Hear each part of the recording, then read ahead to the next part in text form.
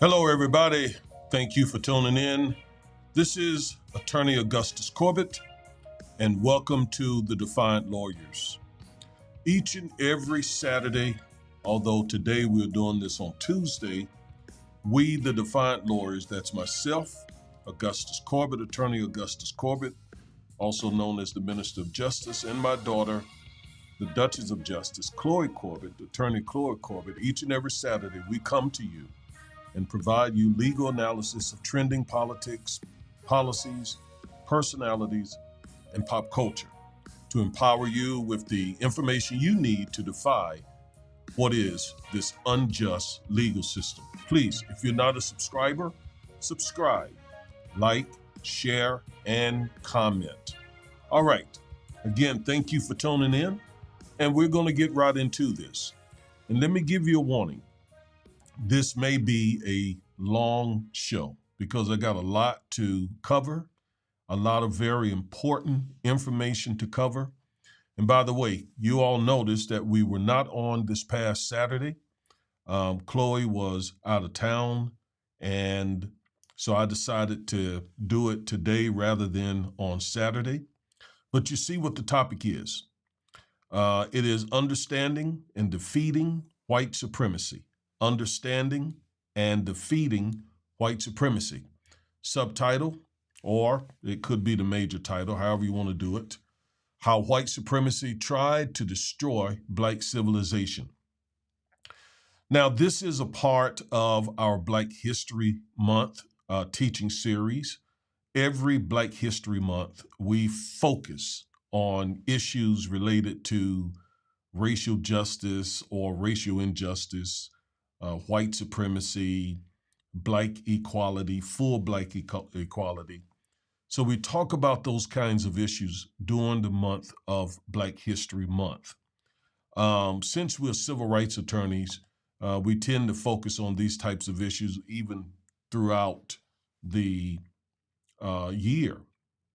Now, I read something the other day that makes a lot of sense to me where Black history is concerned, and that is that what we really should do is celebrate Black history from the beginning of, in fact, from Martin Luther King Jr.'s birthday celebration all the way to the assassination of Dr. King. That makes a lot of sense to me, and that's what I'm going to do this year. So when Dr. King's birthday rolled around this January just passed, I started celebrating Black History Month, and not just having a celebration, but teaching, remembering, bringing attention to issues that still plague the Black community even to this day. So my celebration will not begin at the end of the shortest month on the calendar. My celebration, my recognition of Black history will continue until April 4th, 2023. I hope you do the same. So let's get into this. Understanding and defeating white supremacy. Most African American people do not understand white supremacy. Most African American people do not understand white supremacy. Most African American people think of white supremacy when they see, for example, the KKK or the Aryan Nation or a Confederate flag.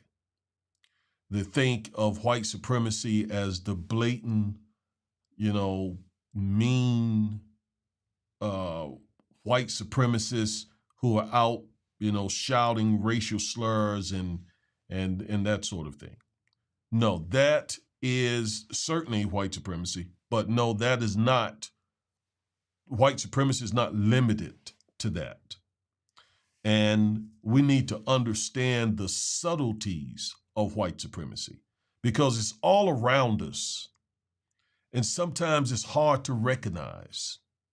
I mean, it's everywhere, but it's hard to see. And because it's hard to see, a lot of whites deny that it even exists. And even some blacks deny that it exists, but it's there. And I'm going to show you how it's there. So that's why the first part of this is understanding and then defeating white supremacy. We can't defeat what we don't understand. So the understanding must come first. All right? So let's begin to try to understand what white supremacy is. What I suggest you do here is take notes, because this is going to be like a class. This is going to be like a class. Now, why am I qualified to teach this class? Well, because first, I am a civil rights attorney. I represent people who are discriminated against by various entities, be it the racist police officer or the racist bank, banking while black.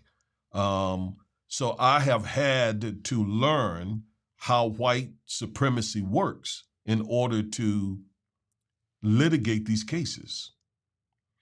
And, I started law school back in, I think it was 2000, 2001. So it's been about 20 years for me that I've been heavily in this space of understanding what white supremacy is and what systemic racism, institutional racism, structural racism. It's been a passion of mine. It's been a calling, if you will, of mine since I was a child. And then I grew up in the South. I grew up, and I'm old enough to remember actual segregation, the Jim Crow era. I lived through the tail end of that. So I'm very well experienced and very knowledgeable and versed on what we're contending with as African Americans, white supremacy. Okay? Now, what is white supremacy? White supremacy is a racist ideology that is based upon the belief that white people are superior in many ways to people of other races, and that therefore white people should be dominant over other races. White supremacy is not just an attitude or way of thinking. It also extends to how systems and institutions are structured to uphold this white dominance. Now, let's break that down a little bit. White supremacy is first and foremost a racist ideology. It's a way of thinking. It is the way one sees the world. It is one's world view, okay? And it's based upon the false belief that oftentimes arises from misinterpretations of Bible scriptures, actually, all right? Such as the black man is cursed, the white man is superior. A lot of that emanates from people having twisted and misinterpreted scripture to support their racist ideology.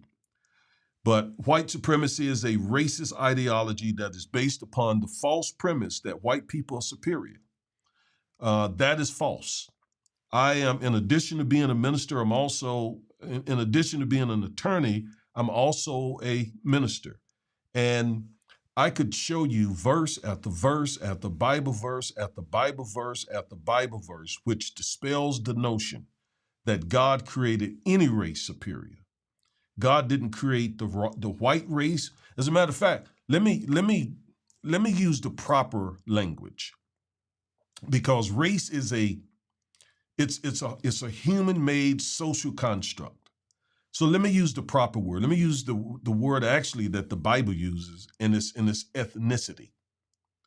God did not create any superior ethnicity. The white ethnic group is not superior. The black ethnicity is not superior. The Asian ethnicity is not superior. The Arab ethnicity is not superior. The European or white ethnicity is not superior. There is no superior race. That is a false belief, a false ideology. But it permeates the Western world, especially. And unfortunately, it has been propagated around the world. And so many folks around the world believes that the white ethnicity is superior. But it's not true. But it's not just an attitude. It's not just an ideology. It is not just a way of thinking. It also extends to how systems and institutions are structured. Systems like the education system, the healthcare system, the corporate system. All those systems are structured in such a way to support and uphold white dominance. Now, you may have a difficult time seeing this because things are very different than they were 50 years ago, 100 years ago. The symbol of white supremacy during those times would have been, say, a Confederate flag, right? A Confederate flag flying over people's cars or over someone's building at the state houses. Various states at their state houses have or had the Confederate flag. Some states even have the Confederate flag still in their state flag.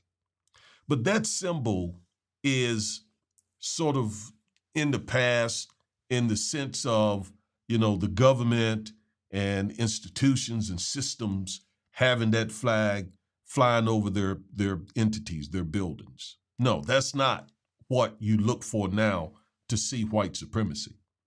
What you look for now are the subtle things. For example, woke.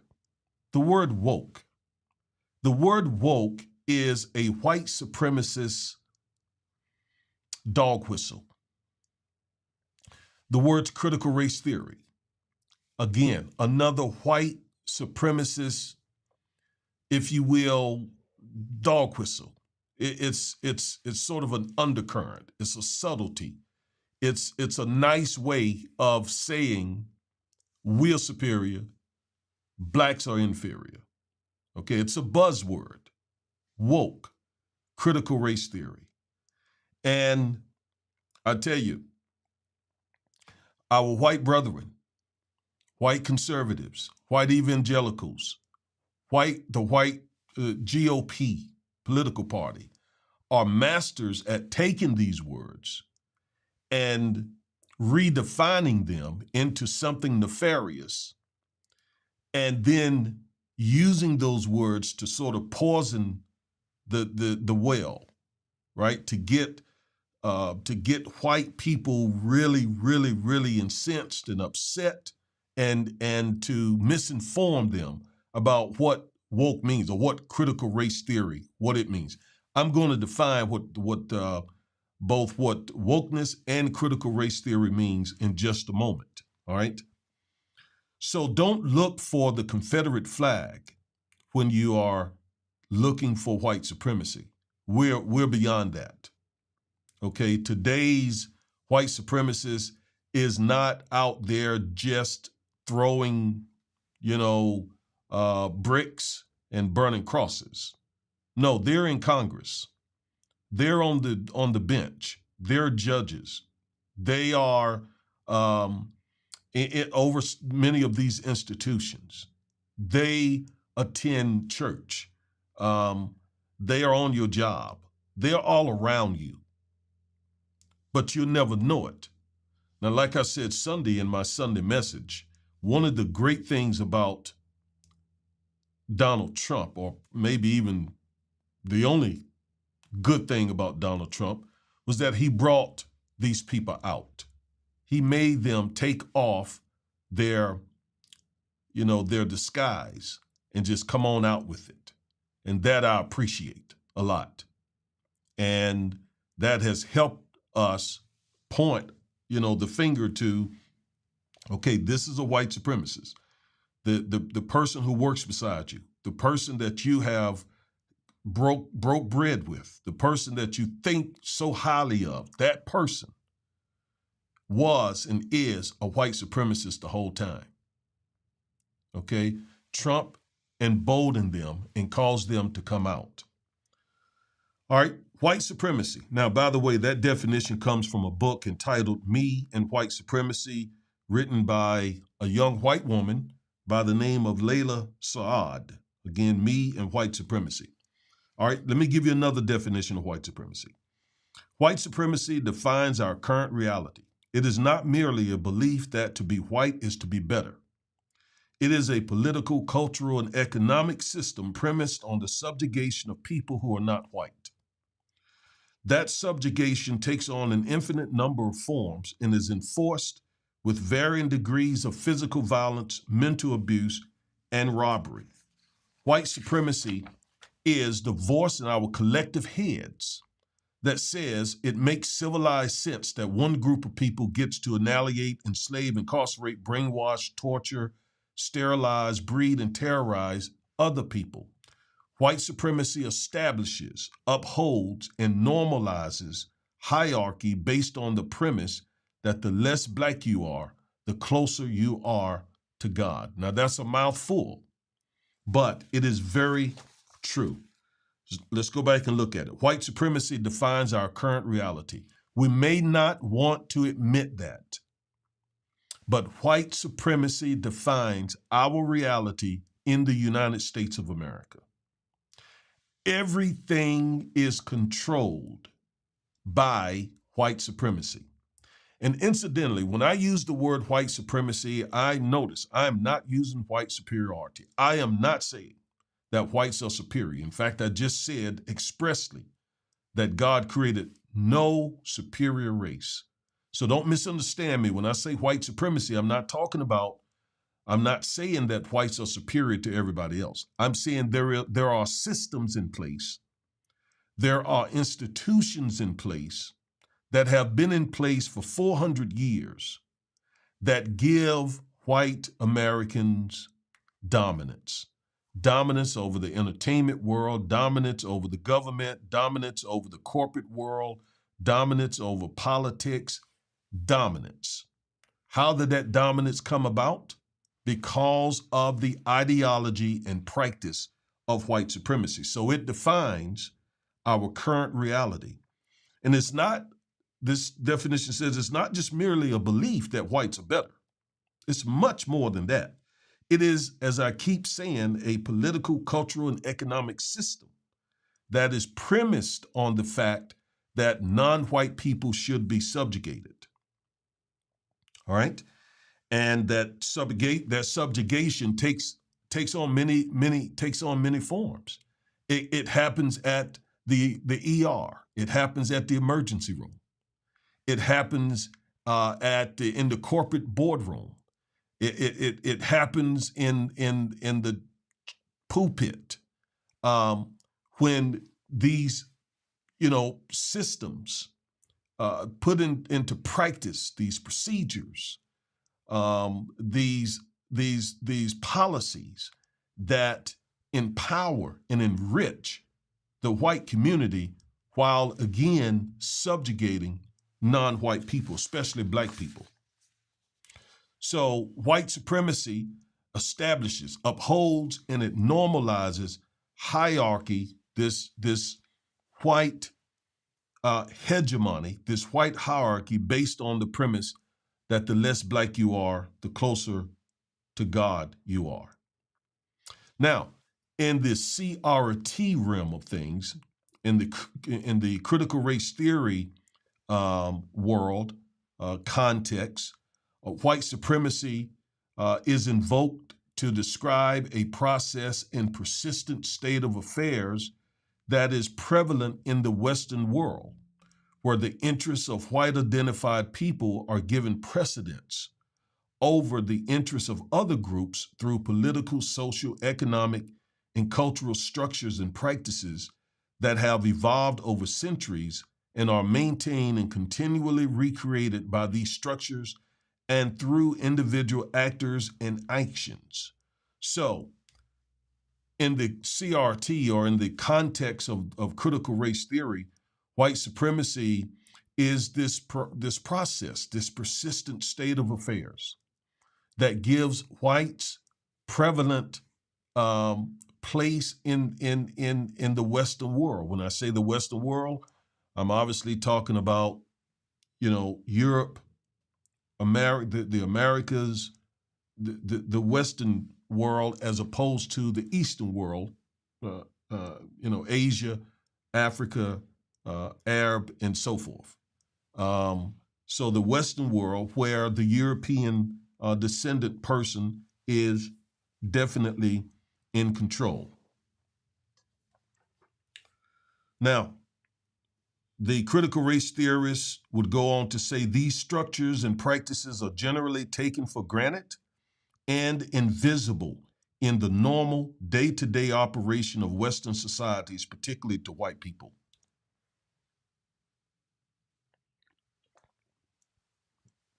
So, white supremacy, as I have tried to say, is pretty much invisible. It's normal. It's normalized. It's like the air. It's like the water in the ocean. It's so normal that we oftentimes overlook its existence. It's like that. I mean, I don't see no one. In other words, no one is calling me the N-word, or at least the only people calling me the N-word are other black people. But no white person is calling me the N-word. No white person is causing me is treating me bad. I mean, a white supremacist, a white person who's benefiting from white supremacists could be the nicest person there is. They are benefiting from the system, from white supremacy, and deny that it exists.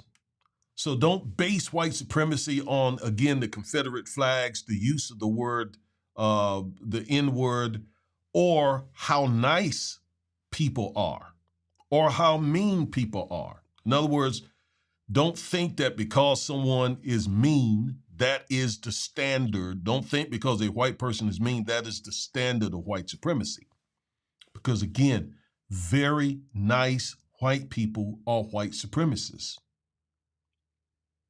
If they believe that, for example, America should be dominated by the white race, if they believe that and are in support of such practices, they are white supremacists. I don't care how nice they are. I don't care how sweet they are. If they believe that the white race should dominate America and that white people are superior, they are white supremacists. All right?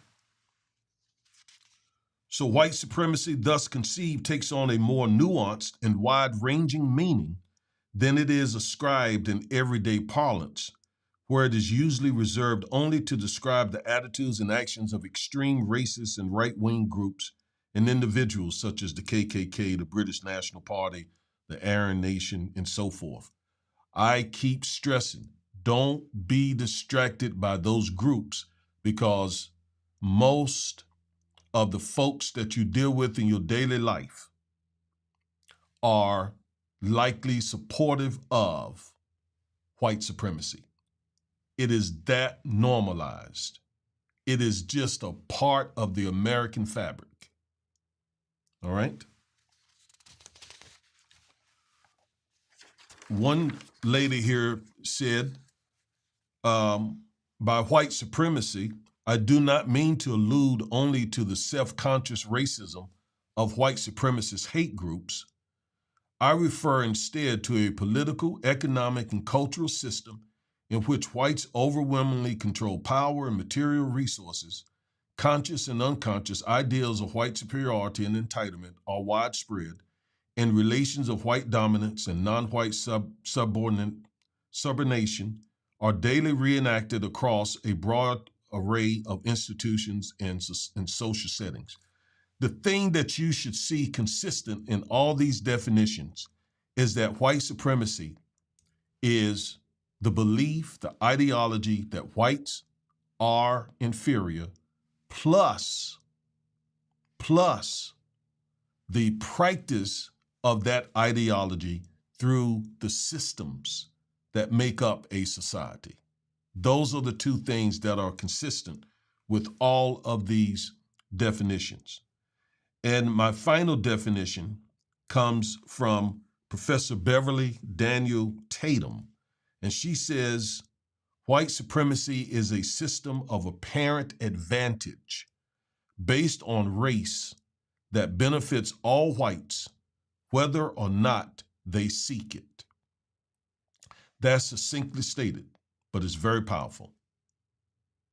White supremacy is a system of apparent advantage based on race that benefits all whites, whether or not they seek it, or even whether they even realize it, is still there. All right? So go back, listen to this again, over and over and over again, so that you can really begin to understand what white supremacy is, so that you can see it for what it is. Because we can't defeat it unless we understand it. We must understand it. And a part of my mission is teaching people what white supremacy is, so again, we can intelligently fight against it, because it's deadly. It is the reason why the average white family has 10 to 20 times more wealth than the average black family. It is the reason why over 400 years of being in this country, African Americans only have roughly 2.5% of this nation's wealth after 400 years. That is because of white supremacy. All right? So it's there. It's just that oftentimes we don't know how to recognize it. Now, earlier, I told you that I would define what critical race theory is. It is very important, very important. And to show you how important it is, I'm going to play a video of Representative Marjorie Taylor Greene, and she's going to define for you what critical race theory is. And then I'm going to give you the correct definition. Watch this.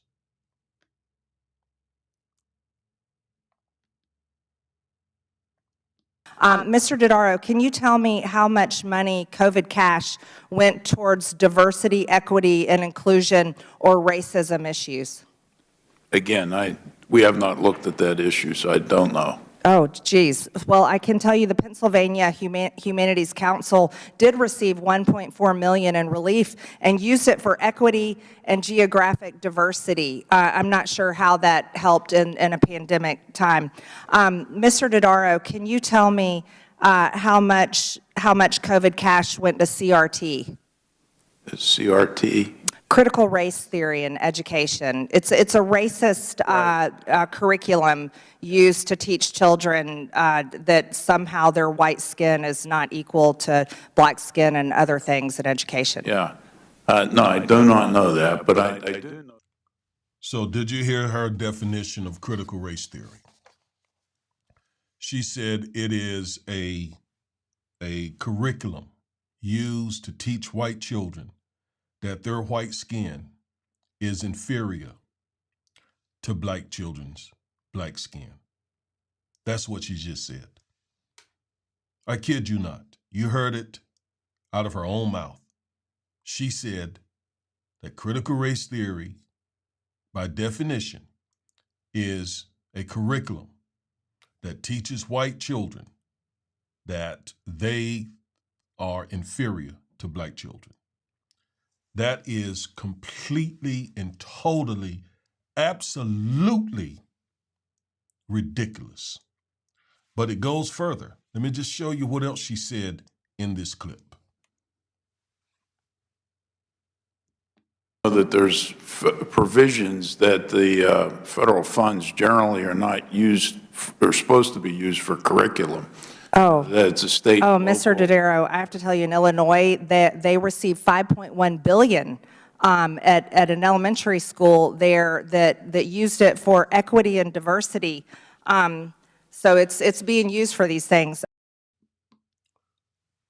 This woman just said that because of critical race theory, in Illinois, elementary school received $5.1 billion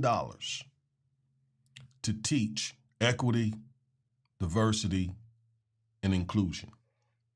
She said one elementary school in Illinois, one, received $5.1 billion.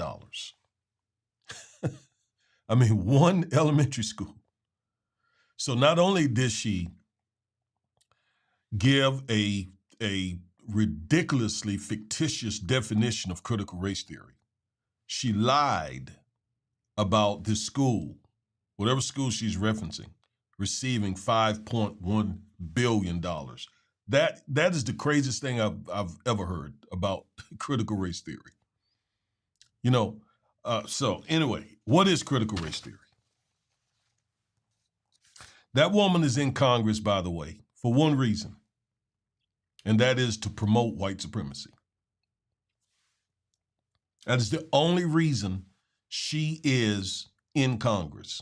It is to promote white supremacy. The definitions that I've just given you, her presence in the Congress, the reason her constituents send her to Congress, she's from Georgia, is so that she can unabashedly promote white supremacy. She can tell lies, she can misdefine words, she can act a fool.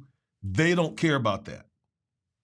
All they want her to do is go there and promote white supremacy. All right? Now, she is that type of white supremacist that you see coming from a mile away, or at least you should. I want you to know that there are many white supremacists who hold her views who would never say such outlandish things. They secreted their white supremacy. They would never say that to you. They would never say such a thing. They would not. Very nice people, good people. But they believe the same thing she believes. And they are secretly supporting her, sending her to Congress and people like her, and giving them money, campaigning, financing their campaign so that she can go there and do this stuff. What is critical race theory? Critical race theory is an ideology, let me give you my definition. This is my definition. It is the deconstruction of American law, of the American legal system, to understand why Black inequality persists despite the creation of race-neutral laws intended to remedy racial inequities. Let me say it again. It is the deconstruction of the American law, of the American legal system. Let me stop there.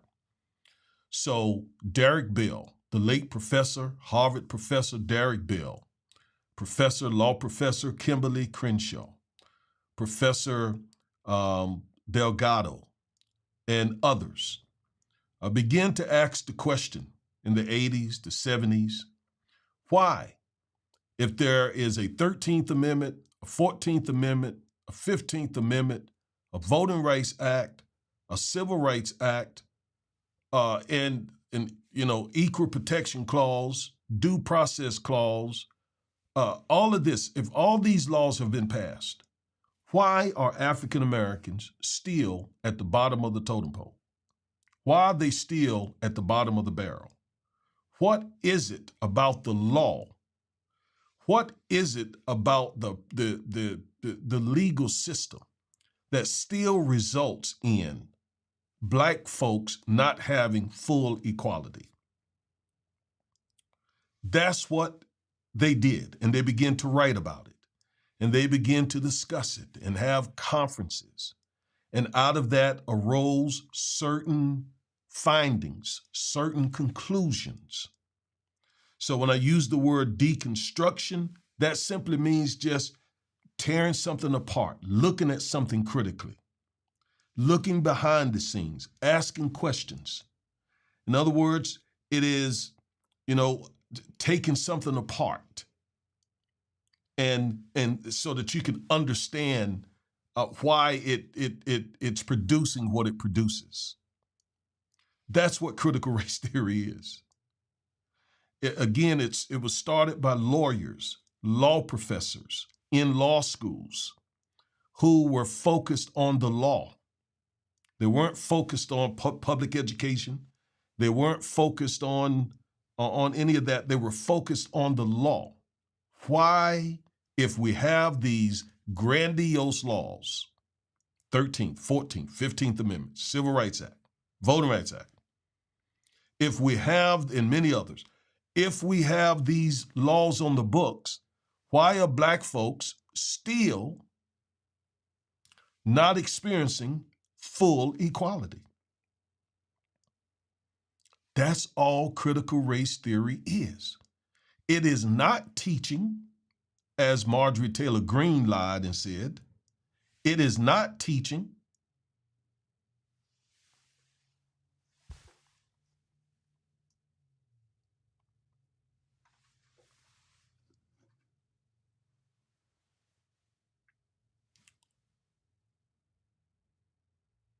My apologies, my camera went out.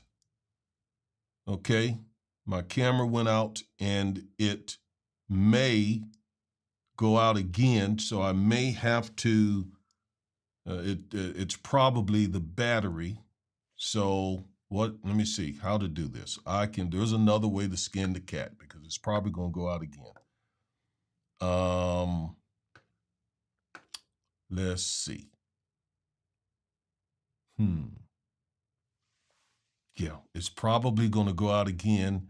And if it goes out again, what I'm gonna have to do is I'm gonna have to change the battery, and that may take me a couple of minutes, but I suspect that it will. This has happened before. All right, so if it goes black again, just know it's gonna take me a couple of minutes to switch out the battery, but we'll get right back into this. Anyway, that is what critical race theory is. It is the deconstruction of the American legal system to understand why black full equality has not been accomplished by black Americans. It is not teaching that black children that white children are inferior to black children. Actually, that's gaslighting, because that's what black children have been taught, that their skin is inferior. It's amazing to me that white supremacists are masters at using reverse psychology. There it is. Hold on.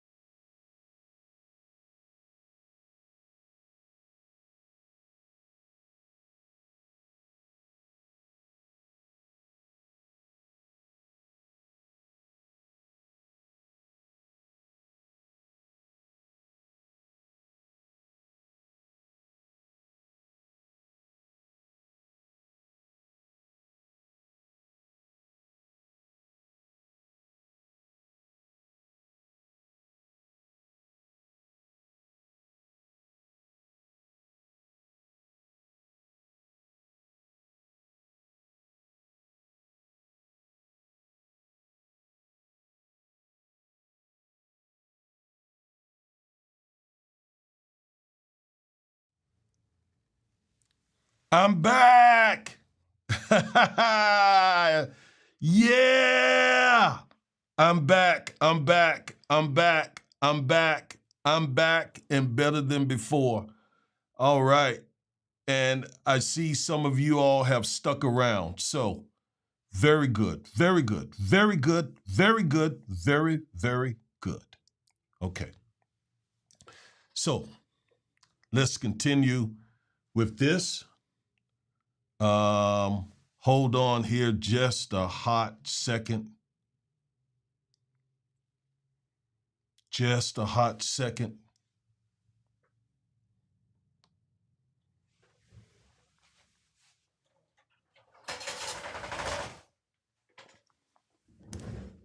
Okay. There we go. There we go. I'm so proud of you all for hanging out and staying with me here with this. You must be hungry for knowledge. Thank you, thank you, thank you, thank you, thank you for hanging with me. And by the way, let me say hello to a couple of folks here. My good friend Joseph B. Washington says, great teaching. Thank you so much. Pastor Joseph Washington, good friend of mine, I've been knowing for 40 years almost. And of course, my wife is with me. And she just let you know we'll be right back as we take care of technical issues. Thank you, sweetheart. And we are back, and it looks like folks just stay with me. I'm so proud of you all. I'm so proud of you all. It tells me you're hungry for knowledge. That's what it tells me. So thank you all for hanging with me. Thank you, thank you, thank you, thank you. And by the way, like the video, like it. Just go ahead and hit like. Smash the like button. Go ahead, do it now. Please do it now, do it now, do it now. Like, like, like. All right, so critical race theory. Again, what is it? It is not teaching white children, as Marjorie Taylor Greene said, that they are inferior, that their white skin is inferior. That is a flat out lie. There's no other way for me to say it. It's a lie. That when Derek Bell, Professor Derek Bell, who was a Justice Department lawyer, who then became a lawyer for the NAACP, who then became a Harvard law professor, would have never been hired and given the esteem that he was given had he been out there teaching that white children's skin is inferior to black skin. As I said before, that's gaslighting, because that's what our children have been taught. That's what white supremacists taught our children. Never. Professor Kimberly Crenshaw is a law professor today. These are two of the founders of the critical race. These are two of the lawyers who were back in the 70s and 80s who were asking these questions. They were simply asking the question, just asking questions in their law school classes, just asking why. Why is the black community still experiencing what it's experiencing 30, 40 years after the Brown versus Board of Education case, after the Civil Rights Act was signed into law, after the Voting Rights Act? Why? Why do blacks still only have 2.5% of the nation's wealth after all these so-called race-neutral laws were passed? That is all critical race theory did. And out of that deconstruction of the American legal system, they enunciated some basic premises, one of which was, and this is what gets white supremacists so, this is one of the things that gets them so stirred up. One of the things that they came up with was the fact that America is pervasively racist. America is filled with systemic racism. So although the laws have changed, although there are some good laws on the books, the systems are still infected with white supremacy. That's what they said. And we see it. We see it with our own eyes. We know that they are telling the truth. All right? Now, the sad fact is, I hope you understand critical race theory better. The sad fact is that white churches are also involved, unfortunately, in white supremacy.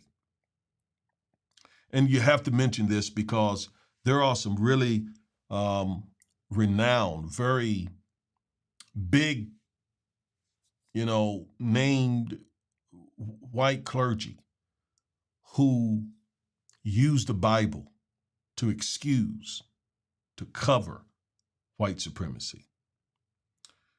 Professor James Cone said this: "It is a sad fact that the white church's involvement in slavery and racism in America simply cannot be overstated.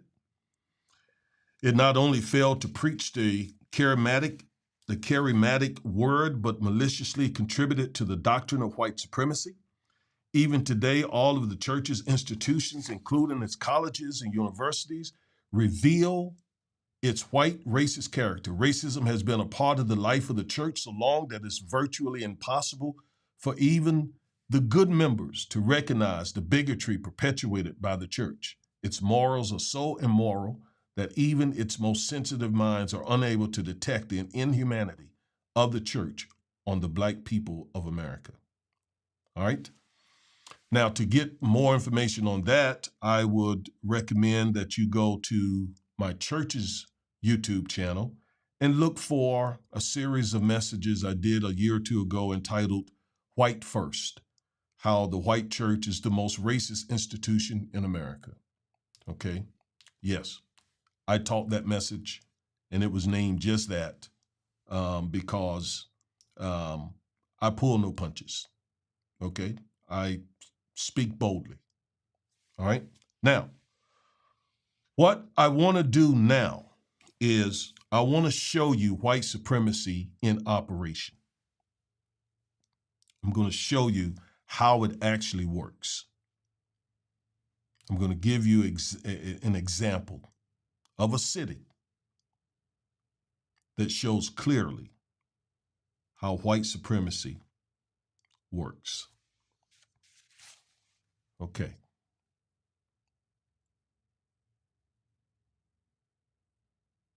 Stay right there.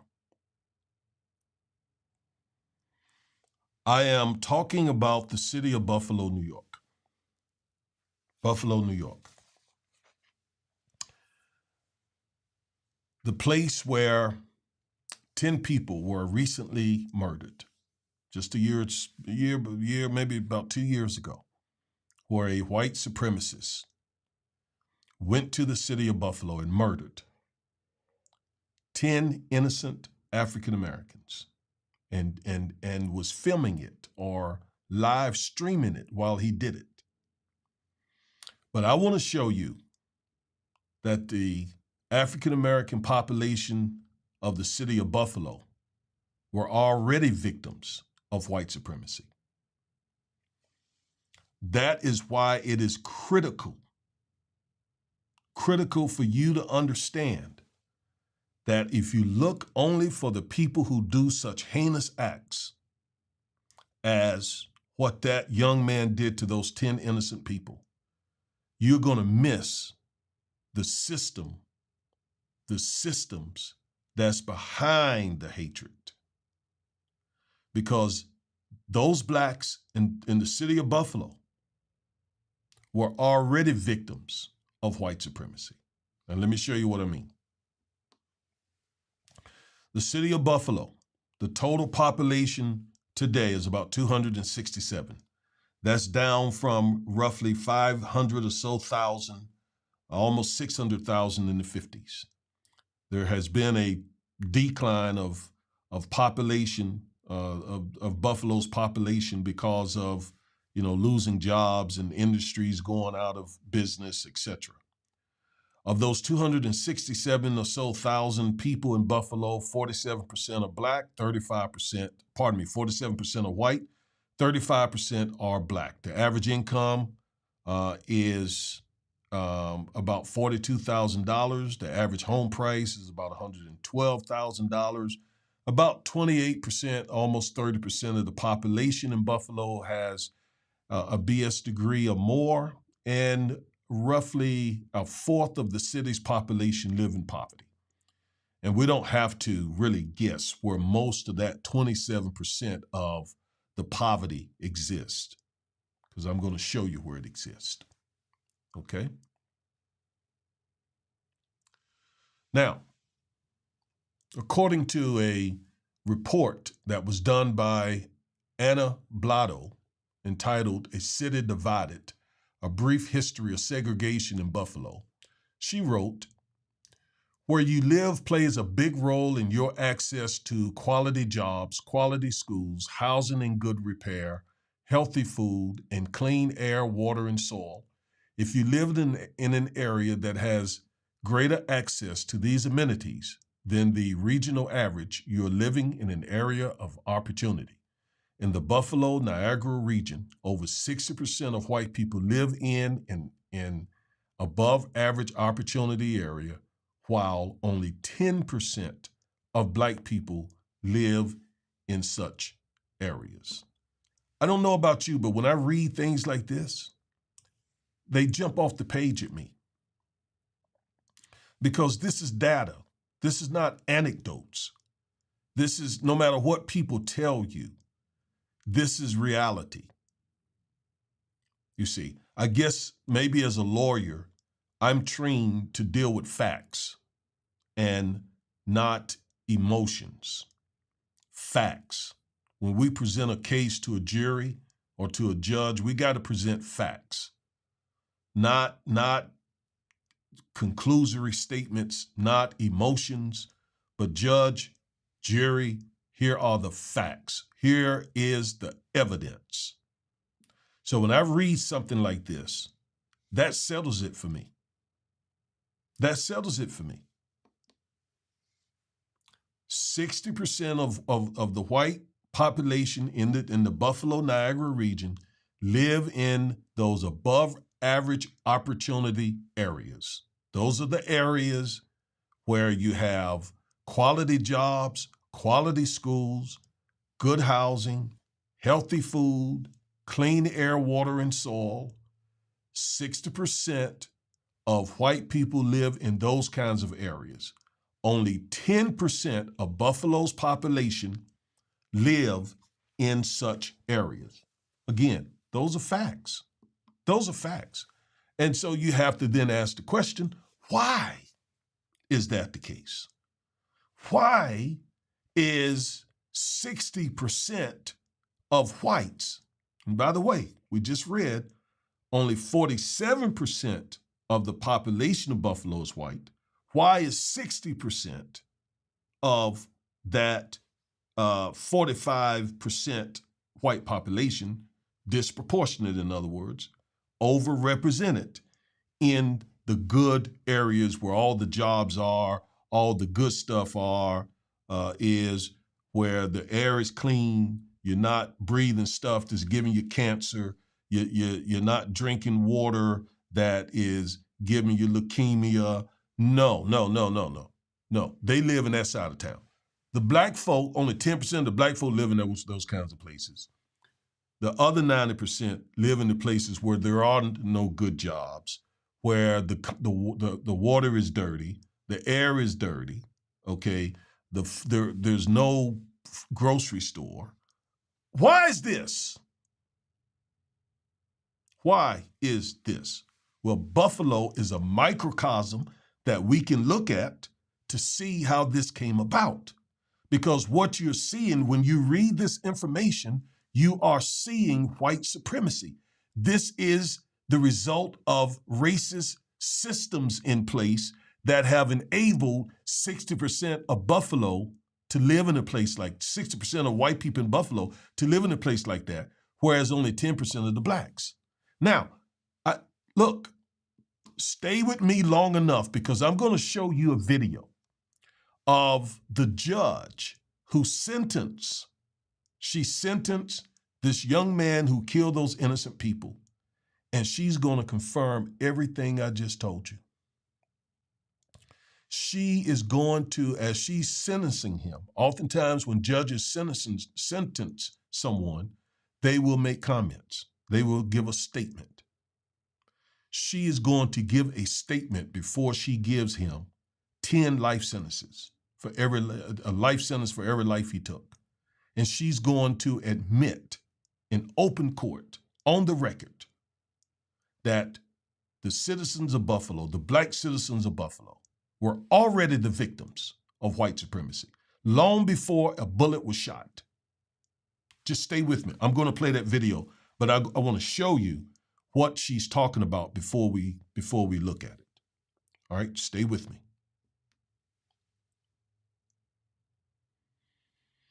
All right, City of Buffalo, economic breakdown. White people are overrepresented in the suburbs, while 85% of black Buffaloians live in the City of Buffalo, east of Main Street, in the Maston and Ellicott districts. So they have black folks primarily concentrated in one area of the city. Roughly 33% of blacks in these districts live in poverty. Buffalo's communities of color tend to be excluded from many job opportunities and have less time to spend on other jobs, education, and family life. 36% of East Side households do not have a vehicle. That's almost half of the East Side. The East Side is where the black folks live. Again, east of Main Street that we just read. Nearly 7,000 residential addresses and 850 commercial addresses are vacant on the East Side. I'm going to show you why. Just stay with me. So here is how white supremacy created the numbers that I just gave you. Here's how it happened. All right, so first, from 1619 to 1865, when slavery ended, whites created the American slave system that enslaved African Americans as chattel. So we got to start there. Nearly every African American family, person in this country are descendants of slavery. There have been some that have immigrated here from Africa, where they are not enslaved, and there were a few African Americans who gained their independence before slavery ended. But for the most part, African Americans were enslaved and chattel property under the law for about 250 years. Slavery ended, but that didn't stop the oppression because white supremacy created the Jim Crow system, which continued the subjugation of blacks. All right. Now, to escape Jim Crow and all its issues, many blacks migrated up north. That happened in my family. My biological mother, left North Carolina and moved to New York City, where I was born. All right. I was raised, took me back to Carolina, her home state where I was raised.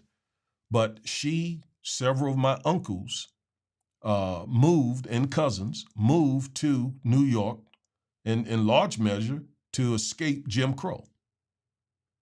All right.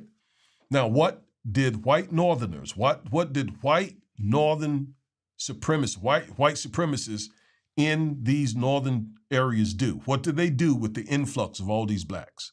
Well, first, they created racist zoning laws and restrictive covenants to relegate blacks to specific sections of town. All right, racist zoning laws. Let me talk about that a minute. Zoning laws determine how property in a city can be used. And there were racist zoning laws in these northern cities that made it illegal for blacks to live in certain parts of town. So these zoning laws could say blacks cannot live in this zip code or in this zone. Blacks were only legally allowed to live in this area. There were actual zoning laws that said that. Well, eventually, the U.S. Supreme Court ruled that those racist zoning laws were unconstitutional. And that was pursuant to the 14th Amendment, possibly the 15th Amendment, or the Fifth Amendment, pardon me. And because we had gotten those laws or the additions to the Constitution approved and passed, we were able to get those racist zoning laws overturned by the court.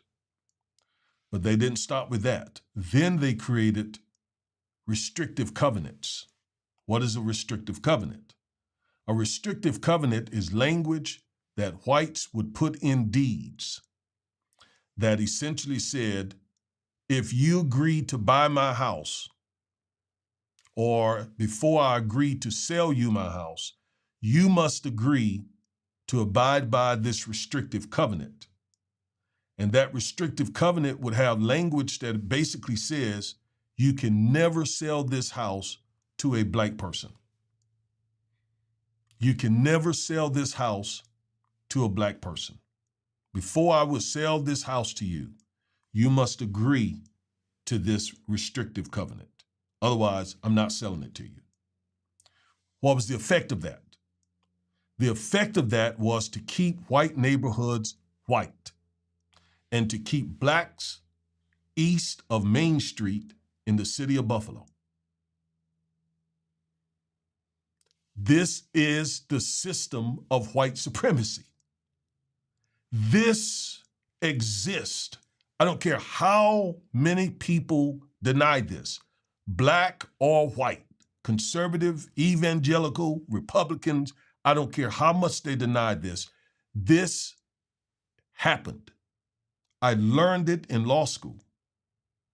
I sat in law school with my mouth dropped because I had never heard of a restrictive covenant. I was 39 years old when I went to law school. I never heard of all of this. And now I'm sitting and learning all the ways that white supremacy has used the law to subjugate African Americans. So you see the reason for my passion? Can you understand why I'm so committed to this? All right, let's go back. So those racist zoning laws and restrictive covenants were used to relegate blacks to a specific section of town. Eventually, the U.S. Supreme Court overturned restrictive covenants. So they too today are unconstitutional, although there are probably some that still exist, and there are probably restrictive covenants that are executed with a wink and a nod, if you follow what I'm saying. All right. Anyway, after the zoning laws and restrictive covenants were ruled unconstitutional by the U.S. Supreme Court, whites created housing projects to confine and concentrate blacks in targeted living spaces. So go to any northern city, any urban, large northern city, and you will see these communities of housing projects that oftentimes will have 20, 30,000 people in them or less, but huge housing projects to concentrate blacks in certain areas. Like I'm familiar with Brooklyn, right? So you got certain parts of Brooklyn that black folks are pretty much relegated to live in. And I'm gonna show you another reason why in just a second. Certain other parts of Brooklyn, they cannot live in those areas. there's going to be some problem. You got a few who can, but when too many come, they're not going to have it. Now keep in mind what we read earlier. Don't forget what I've said already, that when they relegate African Americans to a particular part of town, that means African Americans don't have access to the good jobs, the clean air, the clean water, the good hospitals, the great schools. They're in those areas where, the water's dirty, the air is so forth. Now, I'm well aware that some blacks have made it to the suburbs. I'm well aware of that, okay? And I'm not overlooking that at all. But guess what? Even in zip codes that are not inner city communities, even in those suburban zip codes, Black Americans still fare much less than their white neighbors in different ways. Because they own a home, their home may be valued $100,000, $200,000 less than the white family right beside their house. I mean, that is a huge hit to take just because you're Black. Okay? Their kids go to a public school that is probably very segregated because the white neighbor has his kids going to a private school. Okay? And in the public school, I wrote a book on this. Oftentimes, the teachers in the public schools, especially those that have a high percentage of blacks, the teachers tend not to have the same qualifications as the teachers in the other areas. And I could go down the list showing that even Black suburbanites still fare far worse than their white counterparts. Okay? All right, let's go back. Oh, we got more to do here. Okay. All right, stay with me.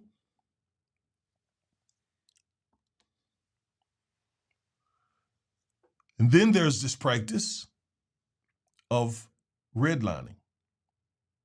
Redlining. What is that? Well, this is how white supremacy works. Let me show you this. All right, this is a map of the city of Buffalo. This is a map of the city of Buffalo. And you see those red highlighted areas. Those are the areas that banks, and this, by the way, this is east of Main Street. So these are largely Black people. And those are the areas that banks had a policy of not lending any money to those people. In those red highlighted areas, no money. That's where the Black folks live, right there. Primarily where you see those red lights, highlights there. Banks, the banking system. That's systemic racism. The banking system in the city of Buffalo said, we're not going to lend those people in these areas money. Are you with me? All right. Now, what is the consequence of that? The consequence of that is if you can't borrow money, you most likely cannot buy a house in another part of town. So you worked hard, you saved your money, you're ready to get your family in a place where the schools are better, where the jobs are better. So you go to the bank, you say, I got $5,000, $10,000, $15,000, $20,000 to put down on my house. My credit is good. All right, let's make this happen. And they say, no, your loan is denied. Why? Well, they'll find a lie to tell you. But the real reason is you live in an area that has been redlined.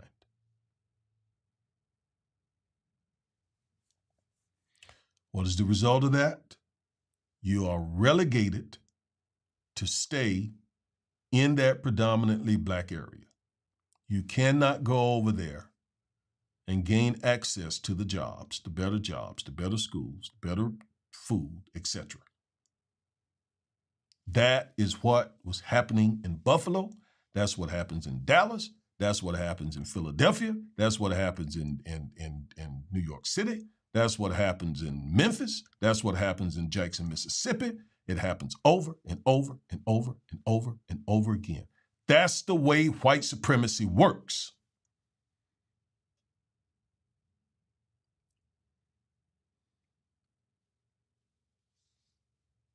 Okay?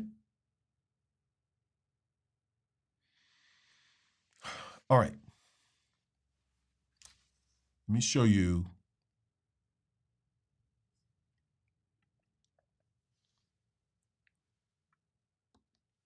This is the young man who murdered those 10 people and received 10 life sentences. Before he was sentenced, the judge rebuked him harshly and admitted some things about the city of Buffalo. Before I play that video, here are the consequences of the white-created black inequality in the city of Buffalo. Joblessness and unemployment. Why is that? Because white companies are not going into the east section of the city of Buffalo and put a company in there, put a business in there. They're not going to do it. Concentrated poverty because of joblessness and unemployment. Ineffective schools, broken families, mass incarceration, health disparities, food deserts, environmental racism, all the result of white supremacy. I just showed you the system that they used over the years to keep black Americans from escaping those areas. Now, with that said, I'm going to take you to this judge. She is going to give a statement. She's going to admit everything that I just said. You watch this. And that will be the end of this broadcast today. Thank you for hanging out with me. I trust that you learned some things. Again, if you're not a subscriber, do so. Like, share, and comment on the video. I see your comments up here, but I'm going to take you now to this video, and that's going to end our show for today. Thank you very much. Either in writing or in open court here today. It is very meaningful to me, and I believe that it is important for the defendant and the world to hear what you have to say. I am very sorry for your losses and the pain that you feel. I would like to recognize the heroic officers of the Buffalo Police Department who, without hesitation, ran towards the danger of an active shooter call, swiftly and professionally stopping and containing the defendant and putting an end to his evil rampage. Thank you. I have spent a lot of time thinking about this case, our community, our nation, how we got here, and where we go from here. It all comes down to character and having the strength to stand up for what is right. Our character is not defined by the good and easy times. It is defined by the hard and challenging times. And often, our character is revealed not necessarily by what we say, but by what we do. I am both immensely proud of and grateful for the way Buffalo has rejected the evil and hate that was inflicted on our community. The character of good people throughout this city, county, state, nation, and even internationally has shown through as they have stood with the victims of this heinous and cruel act. This indictment speaks to the 13 victims and their families that lost the most. But they are not the only victims. There are thousands that have been traumatized directly and vicariously by this defendant's actions. We have seen the community turn out in support and are seeing signs of much needed change in East Buffalo. It is a testament to the power of love and compassion to overcome evil and hate by turning pain into purpose. But it is just the beginning. We have a long way to go. This hateful act and other similar hateful acts across the country, motivated by white supremacy and replacement theory, are a reckoning for us as a nation. The ugly truth is that our nation was founded and built in part on white supremacy, starting with the treatment of Native Americans by the first European settlers, to the cruel, inhumane, economic engine, nation-building practice of slavery, to indentured servitude, to Jim Crow laws, to government policies creating segregated public housing with communities of color often placed in environmentally hazardous locations, to the manner in which expressways were built, dividing urban neighborhoods to create easy access to government-subsidized developments in the suburbs with restricted covenants prohibiting the sale of suburban homes to African Americans, to redlining practices in communities of color, further devaluing those neighborhoods, to the GI Bill, a well-deserved financial boon to our servicemen, unless, of course, you were a serviceman of color, to the war on drugs and mass incarceration, disproportionately of men of color, to the school-to-prison pipeline, to inequities in education, employment opportunities, and compensation, to the existence of food deserts and inadequacies in healthcare.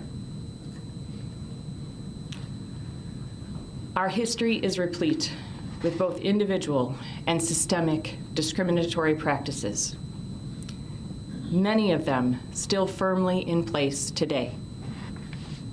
In fact, it is these very policies and practices that contributed to and made this atrocity possible. The effects of these policies, some current and others decades and centuries old, created the segregation in our city and enabled this defendant to research and identify his target to maximize the impact of his evil intent. All of these policies and systems, either sponsored or tolerated by the government and implemented by individuals, were designed to destroy the very fabric of family life, opportunities for success, the creation of generational wealth, and even the mere existence of hope in communities of color. The harsh reality is that white supremacy has been an insidious cancer on our society and nation since its inception. And it undermines the notions of a meritocracy and the land of opportunity that we hold so dear. However, white supremacy is not inevitable or unstoppable. It has been carefully cultivated and nurtured by individuals and the government for centuries. This is the history that we have all inherited. It has been passed down from generation to generation. We must acknowledge that history. See that history for what it is. Recognize it. And learn from it, or we are doomed to repeat it. Let ours be the generation to put a stop to it. We can do better. We must do better. Our own humanity requires it. As an individual, we must call out injustice in our daily lives when we see it. We must reject racism in all of its forms. We must be conscious of the power of our words and actions and the impact they have on those around us, both intended and unintended. We must demand better of our public servants in their efforts to address inequity. And we must embrace government policies aimed at creating and fostering diversity, equity, and inclusion. We must make the outpouring of support, love, and compassion that followed this heinous act an everyday practice. We are stronger together. These are hard and challenging times. Our characters are being tested. The future of our nation is at stake. Are we up to the challenge? I believe that we are. In the words of Poet Laureate Amanda Gorman, there is always light, if only we are brave enough to see it. If only we are brave enough to be it. Mr. Gendron, please stand.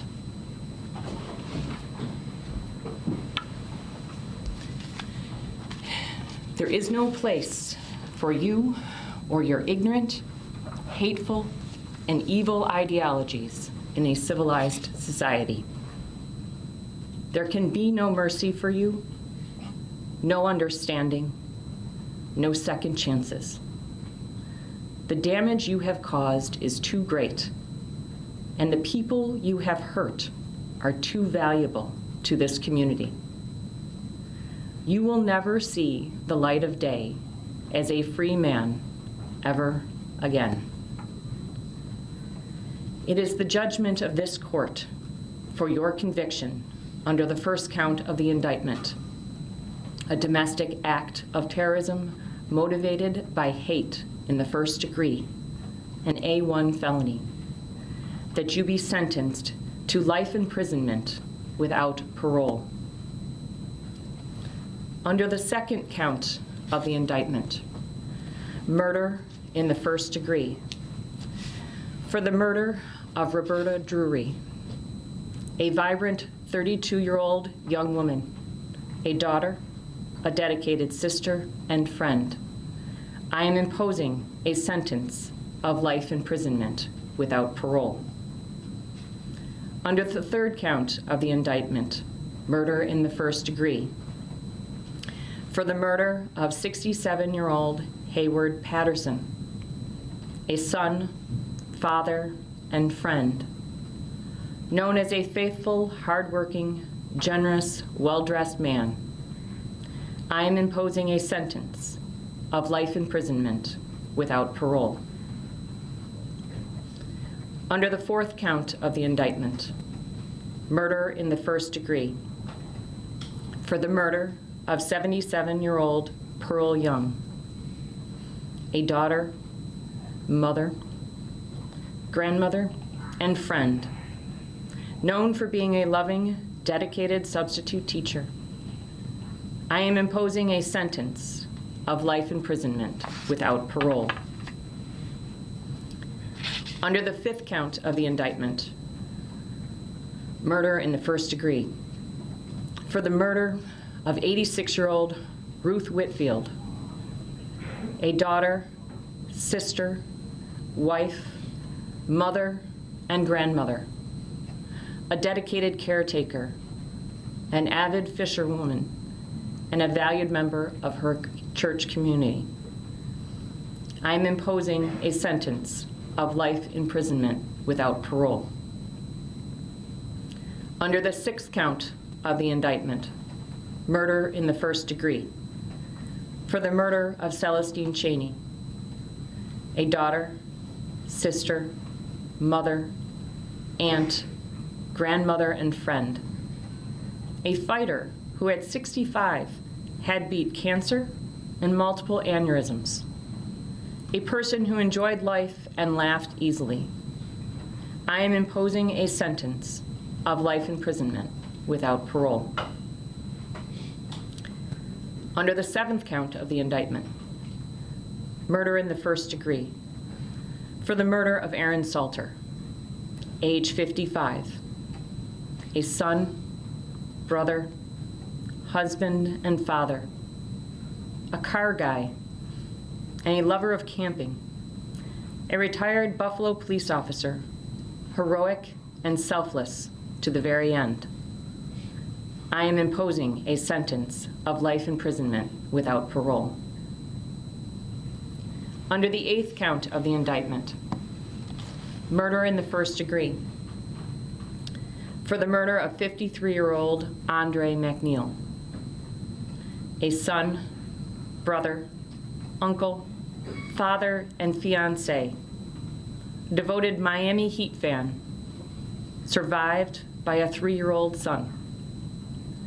I am imposing a sentence of life imprisonment without parole.